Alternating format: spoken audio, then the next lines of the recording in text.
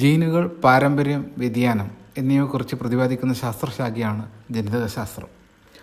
Gregor Johann Mendel തോട്ടപ്പയർ ചെടിയിൽ പൈസൺ sativum നടത്തിയ വർഗസങ്കരണ പരീക്ഷണങ്ങളിലൂടെ എത്തിച്ചേർന്ന നിഗമനങ്ങളാണ് ജനിതകശാസ്ത്രം എന്ന ശാസ്ത്രശാഖയ്ക്ക് അടിത്തറ പാകിയത്.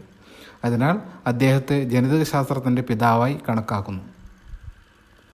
1856 മെൻഡൽ തൻ്റെ ആശ്രമത്തിലെ പൂന്തോട്ടത്തിൽ തോട്ടപ്പയർ ചെടികളിൽ പൂക്കളുടെ നിറം, വിത്തിൻ്റെ ആകൃതി തുടങ്ങി 7 പ്രത്യേക സ്വഭാവങ്ങൾ അധികരിച്ച് വർഗസങ്കരണ പരീക്ഷണങ്ങൾ ആരംഭിച്ചു. പരീക്ഷണ ഫലങ്ങളുടെ വിശകലനത്തിലൂടെ ഒരു സ്വഭാവത്തെ നിയന്ത്രിക്കാൻ ഒരു ജോഡി ഘടകങ്ങളുണ്ടെന്ന് വിശദീകരിക്കുകയും അവയെ പ്രതീകങ്ങൾ ഉപയോഗിച്ച് ചിത്രീകരിക്കുകയും ചെയ്തു.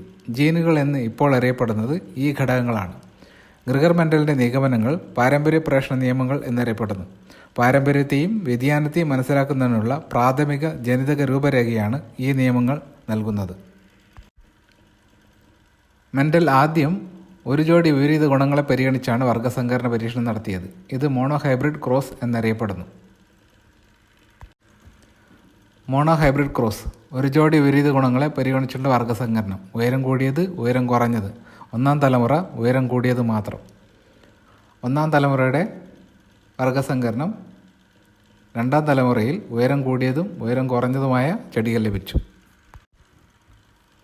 വർഗസങ്കരണം ഉയരക്കൂടുതലും ഉയരക്കുറവും ഉള്ള മാതൃസസ്യങ്ങളെ വർഗസങ്കരണം ചെയ്തപ്പോൾ ഒന്നാം തലമുറയിൽ ഉയരക്കൂടുതലുള്ള ചെടികൾ മാത്രമാണ് ലഭിച്ചത്.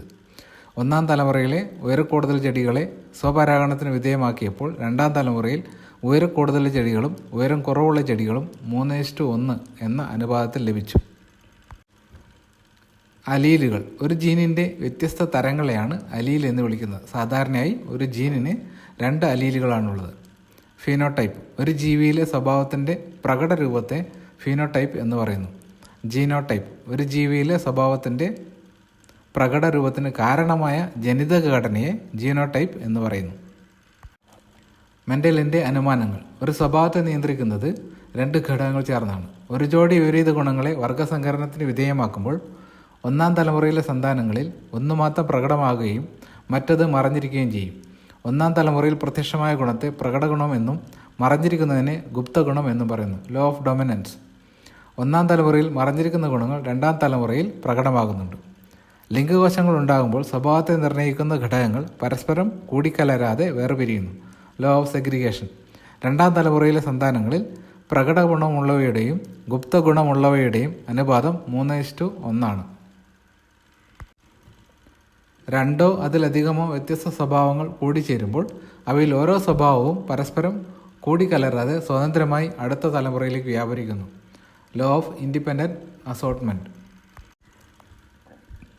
Non Mendelian inheritance. Incomplete dominance, codominance, multiple allelism, polygenic inheritance. ചുവന്ന പൂവുള്ള 4 മണി ചെടിയെ വെള്ളപ്പൂവുള്ള 4 മണി ചെടിയുമായി വർഗസങ്കരണം നടത്തിയാൽ പിങ്ക് പൂക്കളുള്ള ചെടികളുണ്ടാകും. പ്രകടഗുണത്തിൻ്റെ അലീലിന് ഗുപ്തഗുണത്തിൻ്റെ അലീലിനെ പൂർണ്ണമായും മറക്കാൻ സാധിക്കുന്നില്ല. Incomplete dominance. വ്യതിയാനങ്ങൾക്ക് കാരണമായ ജനിതക പ്രക്രിയകൾ. Crossing over. ലിംഗകോശങ്ങളുടെ രൂപപ്പെടലിന് കാരണമായ കോശവിഭജന രീതിയാണ് ഊനഭംഗം. കോശവിഭജന ഘട്ടത്തിൽ സമരൂപ ക്രോമസോമുകൾ ജോഡി ചേരുകയും ക്രൊമാറ്റിഡുകൾ പരസ്പരം കൈമാറുകയും ചെയ്യുന്നു. അലീൽ പുനഃസംയോജനം നടക്കുകയും ഇത് സന്താനങ്ങളിൽ പുതിയ സ്വഭാവം പ്രത്യക്ഷപ്പെടാൻ കാരണമാകുകയും ചെയ്യുന്നു. മ്യൂട്ടേഷൻ. ജനിതഘടനയിൽ ആകസ്മികമായി ഉണ്ടാകുന്നതും അടുത്ത തലമുറയിലേക്ക് കൈമാറ്റം ചെയ്യപ്പെടുന്നതുമായ മാറ്റങ്ങളാണ് മ്യൂട്ടേഷൻ. DNA ഇരട്ടിക്കലിൽ ഉണ്ടാകുന്ന തകരാറുകൾ, ചില പ്രത്യേക രാസവസ്തുക്കൾ, വികിരണങ്ങൾ തുടങ്ങിയവ മ്യൂട്ടേഷന് കാരണമാകാം.